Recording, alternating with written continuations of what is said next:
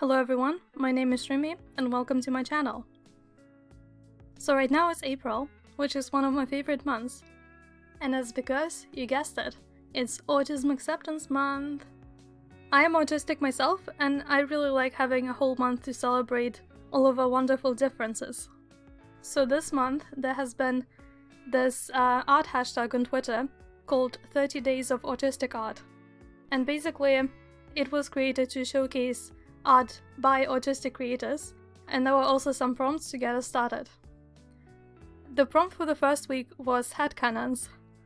For those who are not familiar with fandom terms, canon is something that has happened in a piece of media. So for example, if a character is confirmed to be autistic in a series, whether it's like actually in the show or by the creators later on, then they are canonically autistic. However, if it's not been confirmed, but you, as a fan of the thing, like to think of them as autistic, then that's a headcanon because it's kind of like it's canon in your head. Maybe you think that they are depicted in a way that makes them seem autistic, or you just like thinking of them that way. So yeah, the first week was headcanons, and the second week was canon, and then the last 2 weeks are freestyle, so basically just draw anything. And in this video I want to show you what I did for the first week, and show you some characters that I had canon as autistic. I actually have a lot of them, and what I planned to do was draw one for every day, but you know, life and stuff got in the way, so in the end I managed 3. And it also took me a little bit longer than 1 week, but details. So today I'll be showing you my take on 3 characters that I think are autistic, and talk a little bit about them. Please note that the video may contain spoilers. Let's get started. So the first character that I decided to draw for this challenge is Rin Tezuka, and she comes from a visual novel called Katawa Shoujo, which translates to, let's say, disability girls, although you could also translate it to disability slur girls, but let's not do that. It's a game that has a very interesting history, because it actually originated on 4chan of all places. And from what I gather, originally it was meant to be sort of like a fetish game and stay with me. That's not what the final product is at all. It's basically a dating sim in which you are a guy who is found to have a very severe heart arrhythmia, which basically makes you faint whenever you have strong feelings, and also leads to risk of heart attacks and stuff like that. So it's really quite disabling for our main character. And because of that, he has to transfer to a special school that specifically accommodates disabled students. And then at school you make friends with some characters, in particular 5 girls, which are the romance routes in the game, and Rin is one of them. Now I do have to say that the game does have adult content, but it's not the focal point of the game at all. It's much more about the interpersonal relationships between the characters and their general struggles, and you can disable those scenes without it impacting the plot very much at all. Anyway, let's talk about the subject of my drawing, Rin. Her main most obvious disability is that she doesn't have arms. But that actually doesn't impact her life very much.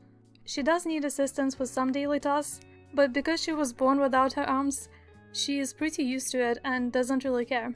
And in fact, she's very skilled with using her feet and her mouth to do things like painting, and she is in fact a very talented artist.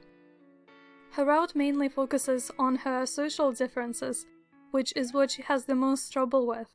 She's introduced to this quirky cloud cuckoo lander girl, who is kind of just in her own world, mostly just focused on her paintings, always saying strange things that don't make sense, and getting lost in various philosophical musings. She's also really funny. Like, really funny. Let me hand you a quote just so you can embrace her sense of humor and how it just grasps you. Can you handle the truth? Because I gotta hand it to you. Hands down, you're the most handsome dude here, and you're pretty handy to have around too. I'd salute you, I'd congratulate you, and I put myself in your very capable hands. As you get to know her better, and especially as she starts developing affection for you, the main character, she starts to struggle a lot with expressing her feelings, but also with understanding them in the first place.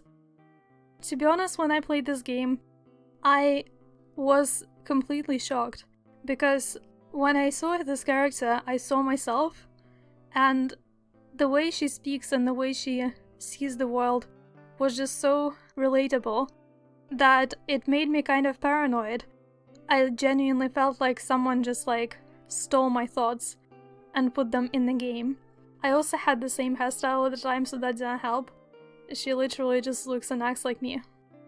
Most of her route is centered around her and main character Hisao's struggles to understand each other.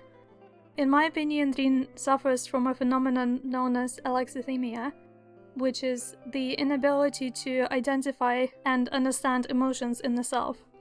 And this is something that I also really struggled with at the time as a teenager. That's part of the reason why she likes painting so much, because it's like she can express her thoughts directly on the canvas, without the need to convert them into words and then say the words. She also doesn't name her paintings, because to her that defeats the point, since the painting is supposed to speak for itself. And as an artist, again, that was really relatable, although I do name my drawings sometimes, but especially when I was a teenager, I often used art as a sort of medium to do exactly what she's doing, to convert my thoughts and feelings directly into visuals, without needing to express them in words. Rin struggles a lot with feeling disconnected and isolated from other people, especially when they don't really see what she's trying to communicate through her artwork and only comment on her technical skill and talent and so on. And she's prone to bouts of depression because of that, as she feels that she isn't understood by other people and she's not able to truly connect with anyone because she doesn't even understand herself. She really doesn't know her way around emotions, and in fact, for most of her life, she kind of just imitated other people, which again is a very autistic thing to do.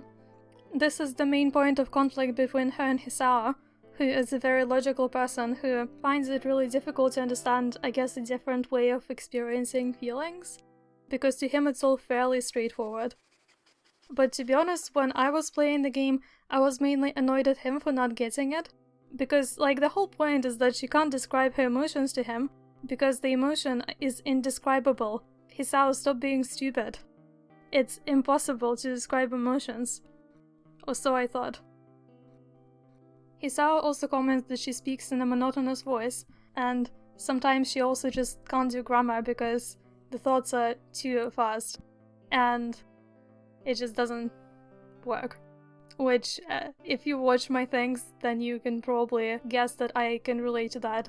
Although I also edit my recordings quite heavily because otherwise they just make no sense. I don't believe that she's officially confirmed to have any particular brain thing, so it kind of fits under the ambiguous disorder trope.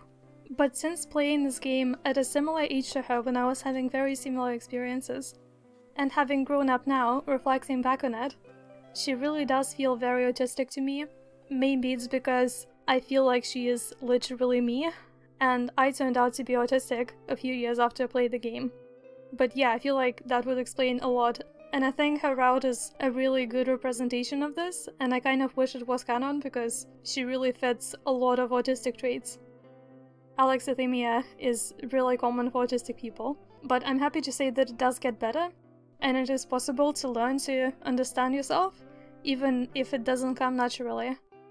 I think therapy, especially therapy, and just general life experiences and making meaningful connections with others is really helpful. But I really feel her difficulties, because it does feel quite isolating, when not only other people don't understand you, and you don't understand them, but you don't even understand yourself, and you might be having a huge mental health crisis, but you can't really figure out what's going on, and then it becomes really overwhelming because it's just like, everything is terrible, everything is bad, something bad is happening, but I can't even identify it as bad. It's just like, yeah. She's super relatable. And another really nice thing that I took from her route is that you don't actually have to fully understand someone in order to care for them and respect them and coexist with them. I think that's really important, because often I think when neurotypical people talk about autistic people, they're just like, I just don't get it, I just don't understand. And frankly, you don't really have to understand fully how it works. as long as you acknowledge that that's how it is and try to kind of accept that. Rin gets much better once she has people in her life who actually are willing to try and understand her on her own terms. So I think that as she grows up, she will also hopefully get a lot better at this. Anyway, this is how she turned out. I used Ohuhu markers for this, and I thought it would be cute to draw her in her paint-stained overalls, in her favorite place, which is a dandelion field, which features in the game a lot. I really like how she turned out. I think she just turned out so soft and peaceful, and that's what I want for her. My next victim is a character from my childhood, whose name is Snufkin. And he comes from Moomins, which at this point is a huge franchise, but originated as a newspaper comic and then a series of children's books by Tove Jansson. I've not read the comics until I was an adult, but I did grow up with the books, and Snufkin was probably the first fictional character that I felt a strong connection to. The Moomin series follows the inhabitants of Moominvalley, which is a cute nature place somewhere in Finland, which is where they're from, and together they have various adventures. Snufkin is the best friend, boyfriend, of the series protagonist Moomin Troll. He can be described as a vagabond adventurer who lives a nomadic lifestyle. Snufkin is generally calm and carefree, independent, adventurous, and philosophical. He likes to live a simple life and not complicate it with material possessions, and most of his things fit in his backpack. Rather than physical objects, he is much more interested in collecting memories. So the only things he really keeps are his stand, his fishing rod, and his harmonica, which he likes to compose tunes on. He is very much a free spirit who hates rules and authority, especially ones that he sees as meaningless. His two biggest enemies are fences and park keepers. And this lack of respect for authority and preconceived rules is a pretty common trait for autistic people because we kind of see through pointless social constructs and we don't necessarily accept them at face value. He is quite introverted and always comes and goes as he pleases, and is very protective of his independence and personal space. In fact, despite usually being calm even in the most dire of situations, Snufkin can get quite frustrated and angry when people are not respecting his boundaries and his need for alone time. Due to this, he has become very proficient at leaving situations, which is basically a huge meme. He will just leave in the middle of a conversation if he doesn't like how it's going, or if he's just not vibing with it, which is quite autistic of him. But also this is something that I used to do a lot as a child and as a teenager. If I was having a conversation and I just wasn't feeling it, or if I got bored or something, then I would just say, okay, I'm bored, bye, or literally just leave without an explanation. And to be honest, I feel like this is an ability that we could all benefit from. Snufkin was both a relatable character and a role model for me growing up, so sometimes, even now, when I'm faced with a difficult situation, I think, what would Snufkin do? And quite often the answer is that Snufkin would just not. And maybe that's the answer to problems, just don't. Just live a simple life in its end and play the harmonica and be happy. And leave situations. Anyway, memes aside and back to the point. There are lots of different adaptations of stories about the Moomins, the latest of which that I know about is a 3D animated series called Moominvalley, which is actually pretty good. I feel like in the original books, Snufkin is a kind of philosophical, mysterious, admirable sort of figure, but he doesn't show his inner thoughts and deeper flaws and emotions that much. And in Moominvalley they try to explore his character a bit more and expand upon it, and in doing so they made him more relatable, and I really quite like what they have going there.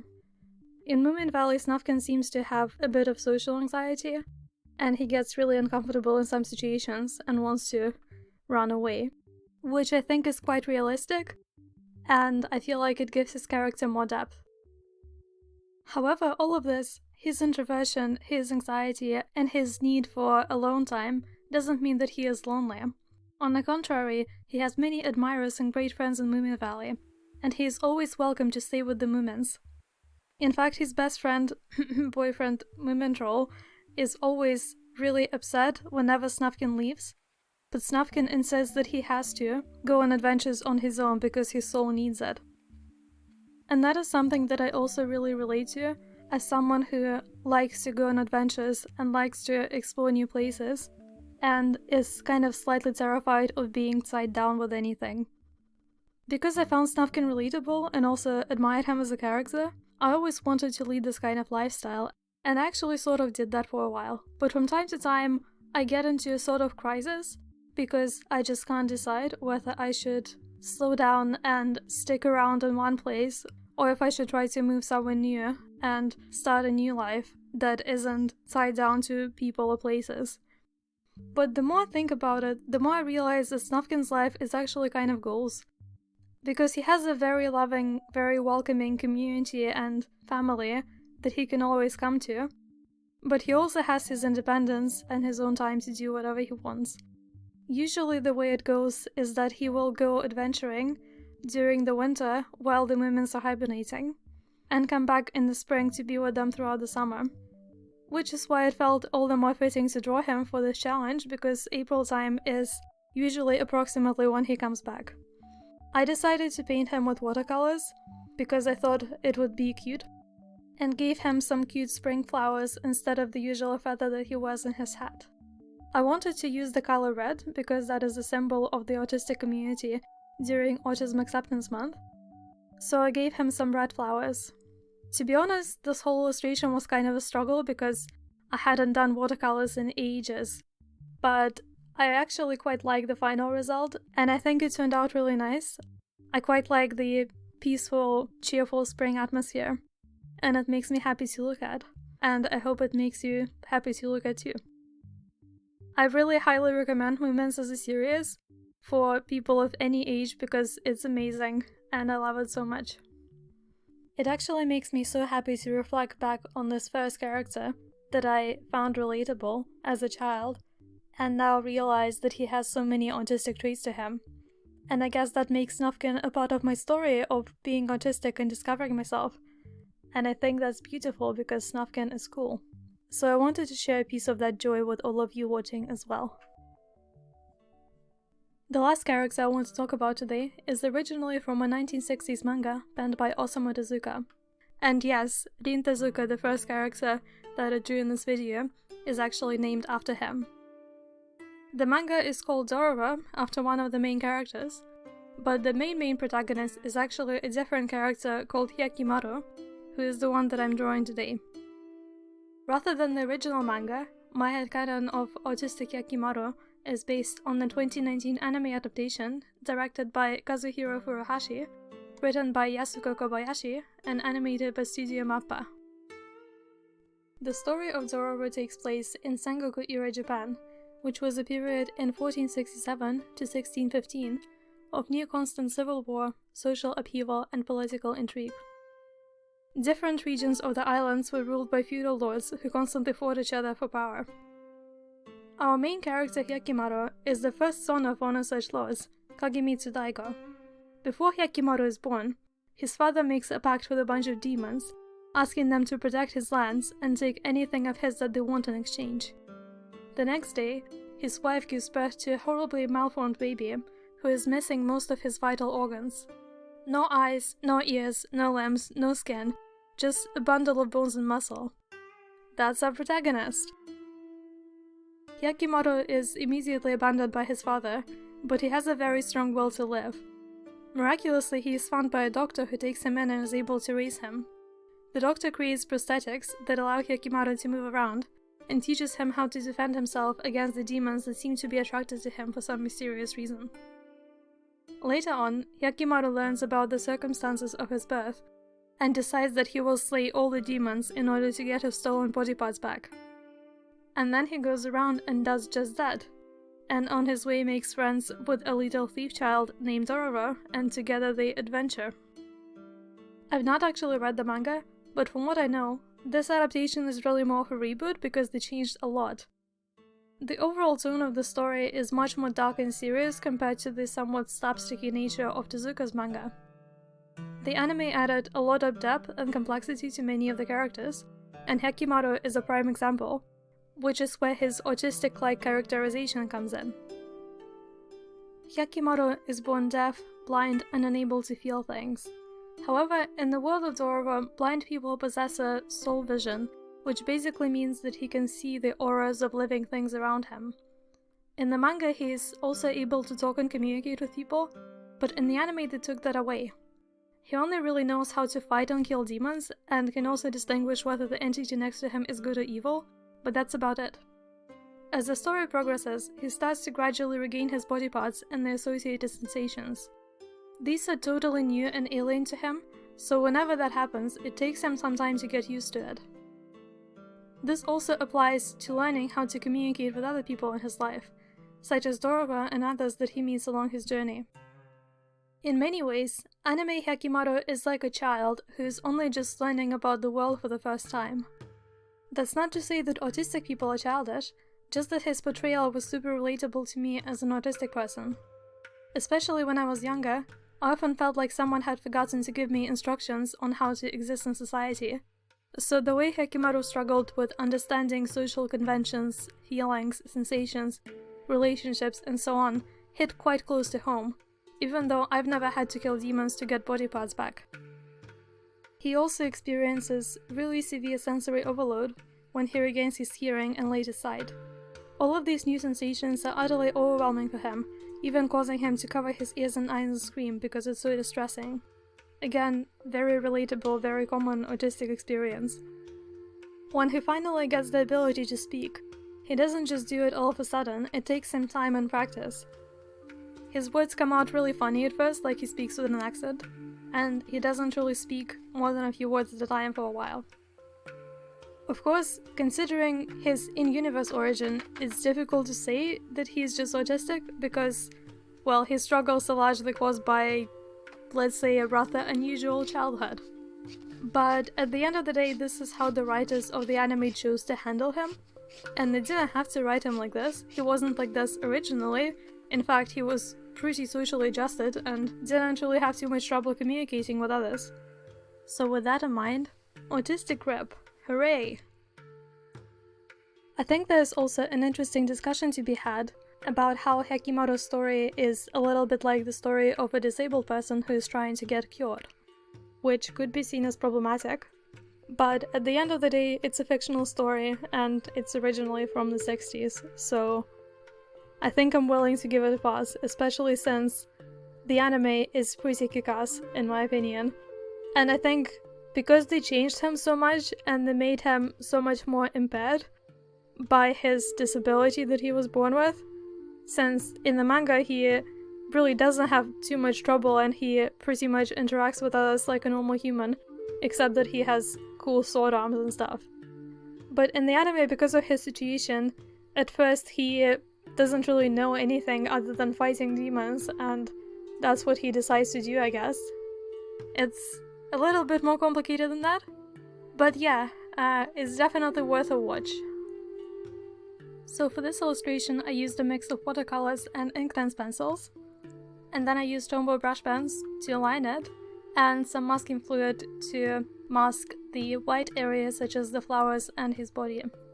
It was probably the most challenging out of all of these three drawings, just because, like, his arm prosthetics are just confusing. I referenced this figure, by the way. And I wanted to give him this fiery background to reference the first opening of the anime, which was amazing and I loved it, and that's actually why I watched it in the first place, because we stan Queen Bee, and Abu-chan, I love you. That's the singer in the opening, she's cool. And she's just like, give me fire. I couldn't possibly imitate that because I'm not Abu-chan, but it's good. So yeah, that's fire, and then on the background of the orangey red fire, I put some white poppies because, well, if you have seen it, then feel free to cry. Cry in the comments, I want to hear you cry. Non-statistically, just cry in solidarity because same. Overall, I think I really like how it turned out, although I'm not so sure about the face because I don't know if I managed to communicate what I was trying to, which is murderous intent. I feel like he turned out a little bit too adorable, and he looks kind of innocent, actually, and cute, which is not what I intended. wanted to depict anger, but oh well. I guess that also kind of fits Hyakkimaru because I think in the anime he is like weirdly kind of really innocent in some ways, but at the same time he can be really quite ruthless in order to get what he wants. So maybe it works. Let me know what you think. Do you like the illustration?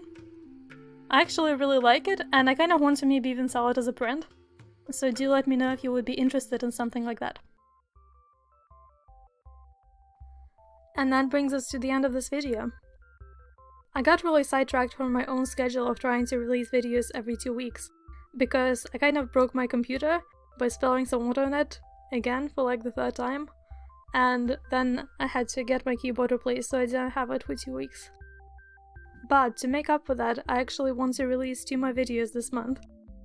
I don't know how I will do it considering that there's only like 10 days left on it, but I will try, and both of those videos will also have to do with autism. So look forward to those. It might be that the 3rd one will be released in May, which is no longer Autism Acceptance Month, but it can be an after party. Or we could just make every month Autism Acceptance Month. I think that would be cool. I also didn't talk that much about the technical aspects of the art, which I think is what a lot of art YouTubers do. So I'm considering making sort of like a making of video at some point later. So do let me know in the comments if that's something you'd be interested in seeing, because I can talk a little bit more about my art process, and also about how I film my videos. You may have noticed that I tried a slightly fancier setup with 2 cameras this time. So let me know if you like it. It was my first time doing it, so it's a bit wonky, but it was interesting. Now my question to you is, what do you think of my headcanons and drawings? And do you have any autistic or neurodivergent headcanons of your own? If so, then who? I want to know. So tell me about that as well down below in the comments. Also do check out 30 Days of Autistic Art on Twitter and on Tumblr. There are some really great artists and artworks being shared, and I've really enjoyed looking at all of them. Thank you for watching this video, I really hope that you enjoyed it. And if you did, then feel free to give this video a like and subscribe to my channel on which I make art and do activism. It really helps me out a lot, and this way you will see when I upload new things. You can also click the bell button so that you don't miss new videos. I make videos in which I mix together art and creativity with various social justice topics. And it's been really fun, so join me. Thank you so much for watching. This was Shumi, and happy Autism Acceptance Month! Bye bye!